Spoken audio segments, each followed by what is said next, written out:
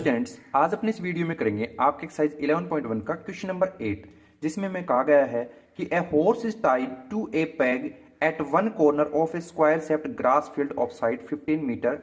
Okay, तो एक बार यहां पर समझिए कि ये आपकी कोई एक स्क्वायर ग्रास फील्ड है, यानी ये कौन सी फील्ड है? ये ग्रास फील्ड है, जहां पर इसकी ईच साइड यानी कितनी है? 15 मीटर, यानी ये साइड भी 15 है, अपोजिट 15 होगी, ये 15 है तो इसकी अपोजिट भी 15 होगी, यानी ऑल साइड इसकी क्या है? इक्वल्स हैं। और हमें पता है स्क्वायर का ईच एंगल क्या होता है? 90 डिग्री होता है। ओके, वहीं पर इन्होंने कहा कि इसके किसी एक कॉर्नर पे, यानी वन कॉर्नर ऑफ स्क्वायर, यानी कॉर्नर मान लीजिए यहां पर आपने किसी हॉर्स को टाई कर दिया, किससे? 5 मीटर लॉन्ग रोप, यानी कि 5 मीटर लॉन्ग रोप, ये मान लीजिए लेंथ ले ली मैंने 5 मीटर, और इस पॉइंट पे मान लीजिए आपने किसी हॉर्स को क्या कर दिया? बांध रखा है, टाई कर रखा है। तो ये जो स्क्वायर शेप, इसको एक बार नेम देता हूं, जैसे ABCD जो है अपना कोई स्क्वायर शेप का ग्रास। तो यहां पर लिख सकते हैं क्या कि आंसर नंबर 8 जहां पर गिवन है क्या कि ABCD, यानी कि ABCD क्या था? कोई grass field is a square grass field, ठीक है, grass field with 15 metre side, यानी 15 मीटर साइड के अकॉर्डिंग ये गिवन किया है। तो यहां पर अगर आप ध्यान से समझो कि इसके अंदर जो ये हॉर्स है, ये अगर घास को खाएगा तो अपनी रस्सी के मुताबिक ये यहां तक जा सकता है और इधर यहां तक जा सकता है, यानी ये कुछ इस एरिया को कवर करेगा ओनली, है ना, इतने से एरिया को, इतने में तो घास खा पाएगा। तो अगर अपन इसको कंप्लीट बना के देखें, ये जो एरिया कर पा रहा है, तो आगे अगर इसको एक्सपेंड करेंगे तो ये कुछ इस तरीके से क्या हो रहा है? एक स्क्वायर शेप बन रही है ना। अगर ये स्क्वायर शेप बन रही है तो ये स्क्वायर का क्या बन रहा है? आप कहोगे कि ये स्क्वायर का तो माइनर सेक्टर बन रहा है, तो हमें एक्चुअली निकालना माइनर सेक्टर ही है, क्योंकि सर्कल इसमें हाइड किया ऑटोमेटिक। ठीक है, तो नंबर 1 पार्ट में लिख देते हैं क्या? Horse can graze. इन्होंने कहा हॉर्स कितनी दूर में इस फील्ड के अंदर यूज मिलेगा, उसका एरिया निकालिए। तो यहां पर ये जो है इसका सेक्टर, यानी क्या कह देंगे? Area of minor sector. कौन सी शेप है? माइनर सेक्टर वाली, जिसका फॉर्मूला होता है थीटा अपॉन में 360 इंटू में पाई आर स्क्वायर। थीटा कितना है? थीटा तो मैंने पहले बता दिया कि स्क्वायर का ईच एंगल कितना होता है? 90 डिग्री, तो ये 90 आ जाएगा।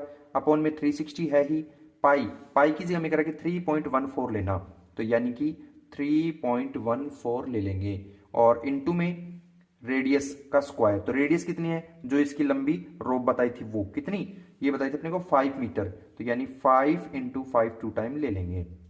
0 से 0 यहां कैंसिल हो रहा है, कर दीजिए। 9 से 36 कैंसिल हो, यानी 4 टाइम आ गया। अब क्या करना है?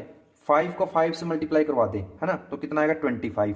उस 25 को 3.14 से करवाएंगे तो ये आ जाएगा 78.5, और अपॉन में आपका 4 है उसे लिख दीजिए। आप चाहो तो इतना छोड़ दो, अदरवाइज आगे अगर इसको 4 से डिवाइड करवा दोगे तो ये आपका 19.625 आ जाएगा। यूनिट क्या थी?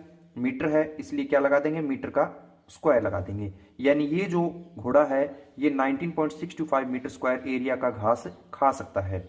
सेकेंड पार्ट में हमें क्या कह रहा है? ये बोला कि the increasing in the grazing area, कितना एरिया इंक्रीज होगा if the rope were 10 metre long instead of 5 metre. जो रस्सी 5 मीटर लंबी थी ना, उसको आपने इंक्रीज करके क्या कर दिया?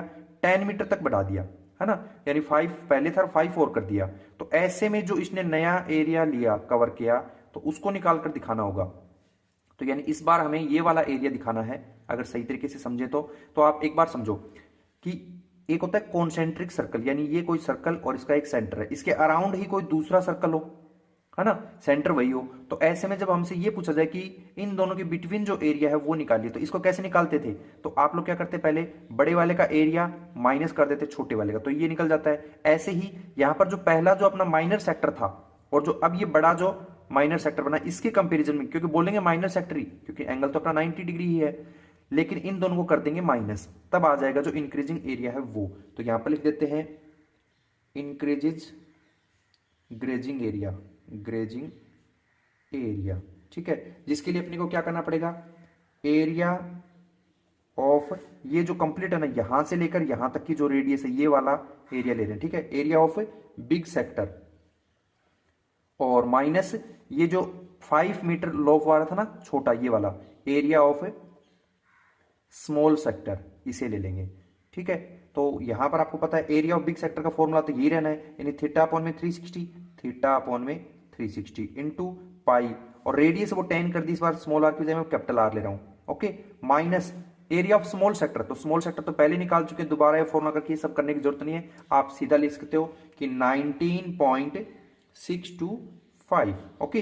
अब डाल दीजिए इनकी वैल्यू, थीटा, थीटा तो वही 90 रहना है, अपॉन में 360, और पाई, पाई की जगह 3.14 बोला था, इसे लिख देंगे 1. और रेडियस, रेडियस है वो इस बार कितनी कर लिया अपन ने, 5 ये थी और 5 और बढ़ा दिया, यानी कि 10 मीटर लेंगे, तो यहां पर ले लेंगे 10 इंटू 10, माइनस करना है ये जो स्मॉल एरिया निकाल रखा है पहले से 19.625। अब यहां से 90 को इससे कैंसिल करा दिया, 0 से 0 कैंसिल, 9 से 36 यानी कि 4 आ जाएगा। ऐसे ही इस 4 को अगर इस 10 से कैंसिल कराएं तो नीचे आ जाएगा 2, इधर आ जाएगा 5, इस 2 को इस 10 से कराएं तो यहां पर भी आ जाएगा 5, तो ऐसे में क्या बचेगा, ऐसे में अपना बचा 3.14 और 5 इंटू 5, यानी कि यहां पर भी था ये तो अपने पास है ना क्या 3.14 5 इंटू 5, तो इसको क्या लिखा था 78.5 लिखा था ना, अपॉन में 4 था उसे अलग लिखा, तो यानी कि इनको अपर वालों को मल्टीप्लाई करेंगे तो ये आ जाएगा 78.5 माइनस, माइनस में जो आपका पोर्शन चल रहा है ये 19.625, जब दोनों को कर देंगे माइनस तो ये आ जाएगा 58.875, और साथ में मीटर है तो मीटर के लिए लगा दें मीटर स्क्वायर, ओके। तो ये जो इंक्रीजिंग एरिया वो कितना होगा 58.875 मीटर स्क्वायर, और जो पहले था वो कितना था 19.625 मीटर स्क्वायर। तो ऐसे हमें ये दोनों निकालने थे। इस क्वेश्चन में हमारे पास सेक्टर शेप नहीं दी थी, बट फिर भी हमने सेक्टर का ही यूज किया क्योंकि यहां पर कंप्लीट बढ़ाने पर सर्कल शेप बनती है, ओके। जैसे इसको भी आगे इंक्रीज करोगे ना तो ये भी सर्कल शेप ही बनेगी, ओके।